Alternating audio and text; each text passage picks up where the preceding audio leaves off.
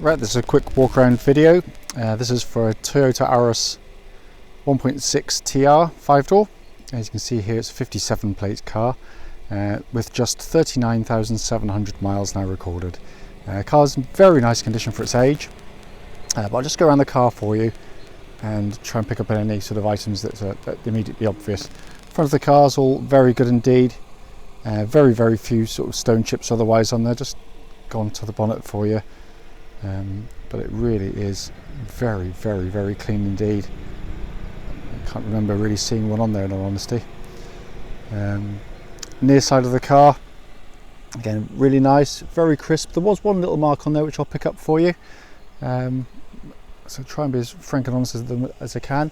Front alloy is really good, just a tiniest little bit of curbing right on the top of the alloy there, but I mean we're talking minuscule. Panel works really nice. The only thing I did see is here, if I can just go pan into it, just there, it looks like it's had a dent removed by somebody, and sometimes it does pull the paint the paint and the metalwork slightly. So that's the only mark I can see on that side of the car of any note at all. The fact that he's had it done is a good thing, obviously. Down here, there's also a couple of little touch-ins just top of the wheel arch there, which you can see that he's done. Again, you know, in keeping with the age and mileage of the car, in all honesty. Rear alloy, can't see a mark on there, nothing at all. Coming around the back of the car, rear bumper looks in very nice order, hardly a blemish to be seen there. And come to the off side of the vehicle, really clean and crisp on this side. Rear alloy, pretty much unmarked in all honesty. Panel work there, it's all very good indeed. I mean, as I said, there is the odd minor mark on the vehicle. This is one of the cheaper ones for the miles, certainly. So you'd expect to see one or two little marks there, but the alloy is again very good with just a tinsiest little bit of curbing on it, but all in really nice order. Coming to the boot area here, again all in very good condition. Parcel shelf is still there as well. Big boots on the car, 60/40 fold in the rear seats, and so, you know, really good for family use as well. Coming to the back of the car, rear door card on this near side, again very nice condition. Plenty of rear leg room on these Toyotas. Back of the front seats in very good condition, which isn't always a given with, you know, family friendly cars like this. Sorry about the light there, try and come down a bit so I can get that for you, but it's clean as a whistle on that door card there. Rear seats in fabulous order. No marks of any note in those whatsoever. So inside the car now, just wanted to quickly show you lock and wheel nuts and owner's manual are fully intact there. And as you can see here, you get this big dual glove box on these Auris. Absolutely massive amount of storage space in here. Passenger front seat pretty much looks like new, just, you know, as you'd expect given the age and mileage of the car. Door card on the near side there is in wonderful order, and plastics on the dashboard in really fine condition. They really are. Air conditioning pumps out lovely cold air. It's a quite nice warm day today, so I've got it on, and you can see there. Just says I'm ex-military. Stereo working perfectly.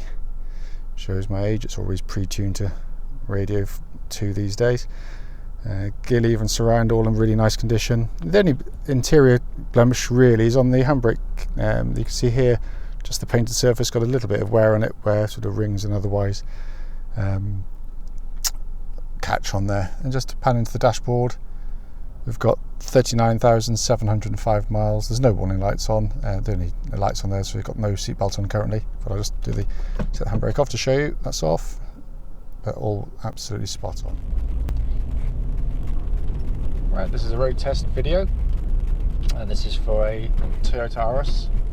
And this is a 1.6 TR 5-door model, and this particular car is registered CK57EBX, and mileage at the start of this brief road test is 39,698 miles. The reason for the road test is simple. We want our customers to see the car prior to coming to see us in operation. That way we can feedback anything on the vehicle, good, bad or otherwise, to you, and we do that. The road tests we think are more important these days, just because the internet, people are looking much further afield and willing to travel much further, and there's nothing more disheartening than turning up at a garage or anywhere in reality to find out that there's a fundamental flaw with the car that you hadn't been told about, and obviously you could have saved yourself hours of driving.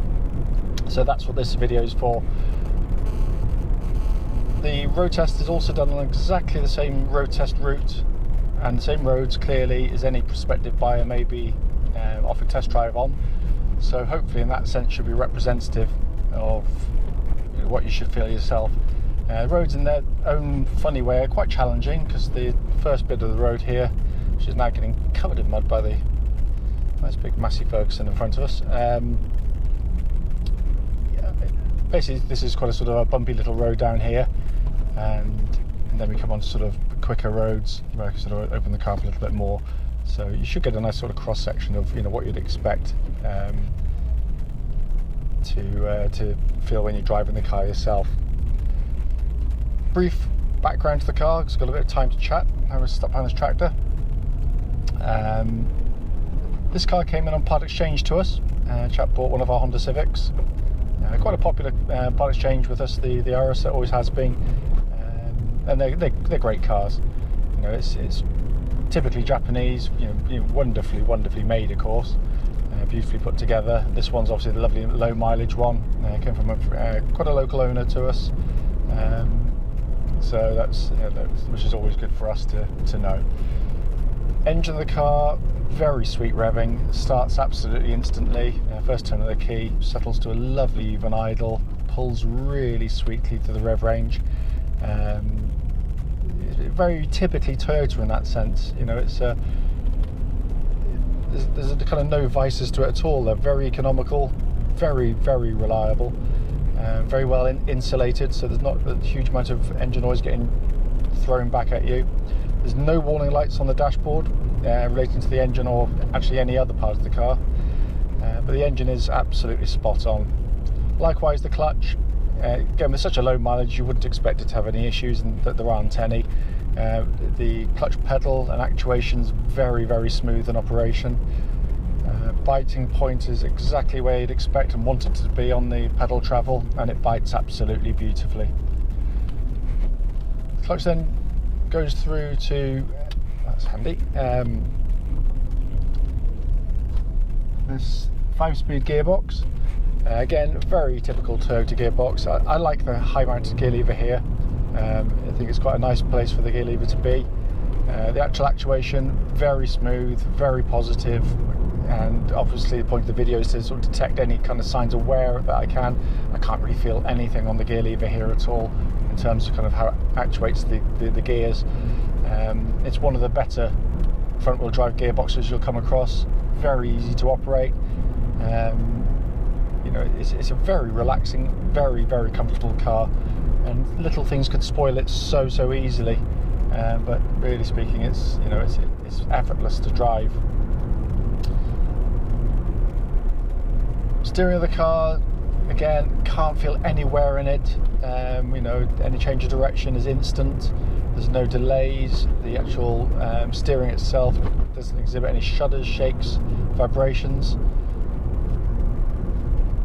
and it's lost none of the precision, from new. And that's not always a given on low mileage cars. If they've been bouncing up and down potholed surfaces, you can find that it does feel a bit tired and old. And likewise the suspension of the car, which is very smooth riding, very quiet as well. And again, really does great when you get in one and you just feel a few little clonks and bangs underneath, which aren't actually necessarily unsafe. It could just be little drop links with a bit of wear in them, or kind of suspension struts and bearings top and bottom can just have a little bit of movement, but they just make the car feel much older than they really are. But there's nothing on this car at all. It's very tight and taut, and in very nice order indeed, actually.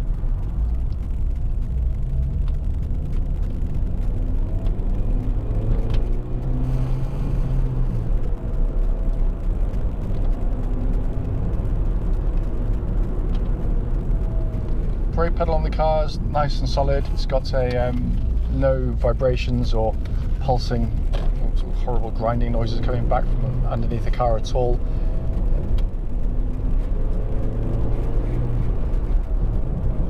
And this is, again, why I picked this particular section of road. It is quite a nasty surface, and if there's any sort of shudders or shakes or clonks that come into the car, it's on this road, but there's nothing at all. It's just a testament to just how well built these cars are. Talking about refinement, obviously one of the more refined cars in their class, definitely sort of the lack of wind noise, engine noise and road noise is noticeable by their absence, really.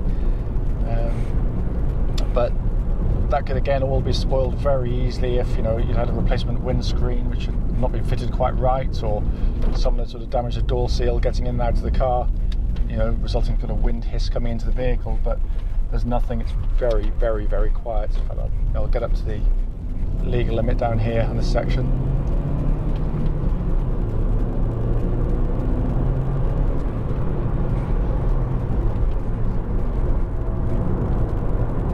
So that's 60 miles an hour, and it's very, very quiet in here. To be perfectly fair to the car, it was never designed to be, the most dynamic car in the world in terms of handling. Not everybody drives around, sideways, a la kind of Top Gear and these sorts of programs. Most of us drive from A to B perfectly safely, perfectly conscientiously in terms of kind of minding sort of other road users and pedestrians, and we just want to get there comfortably and safely, particularly with your family on board. And this is what these cars are so good at. It doesn't grate, it doesn't jar. You could go 2 minutes up the road to the local shop, or you could drive to the north of Scotland and back in it. It's got that kind of feel about it. It's very, very, very comfortable and easy to get on with. But I can't really feel anywhere in the vehicle in terms of its mechanicals as such whilst driving the vehicle. It just feels in very nice order. Looking around inside the car, again, very nice condition. There's only minor signs of wear and tear in here. Certainly all the plastic surfaces I can see from the driver's seat here all look absolutely spot on. The only one that does have any sort of marks in it is the handbrake handle here. They use relatively cheap paint on them, in all honesty, and that rubs off relatively easily, and so bracelets and rings can mark them, and it's just got a few on there, but nothing that detracts. I don't think it does. It certainly isn't a new car. It's 10 years old now, or as near as damn it. But the rest of the dashboard is in absolutely beautiful condition. Everything works really nicely. Electric windows, electric wing mirrors, air conditioning. I've got it on today because it's actually a lovely warm day outside today. Spring is finally here, and that's nice cool air coming out of the air conditioning system as well, so that's all in fine fettle. Looking at the dashboard, dead simple, easy, symmetrical. All the information that you need is there right in front of your eyes. Temperature gauge exactly where it wants to be, around about halfway up the gauge. Obviously fuel gauge there as well. It's all very easy to assimilate the information, and again, it's just all the information you truly would ever want. But the car, I'm trying to sort of find sort of things to talk about, sort of wear. I'm just trying the wipers because they're a bit of a pet hate of mine. They smear, and they're actually really rather good, unfortunately, so I can't even criticise those. Just the rear one, again, that's good as well. Doesn't surprise me because the chap that had the, go right not left, chap that had the car previously, bought a very, very nice car of ours, and I knew his car was going to be nice, and when I drove it, it drove beautifully, as it is here.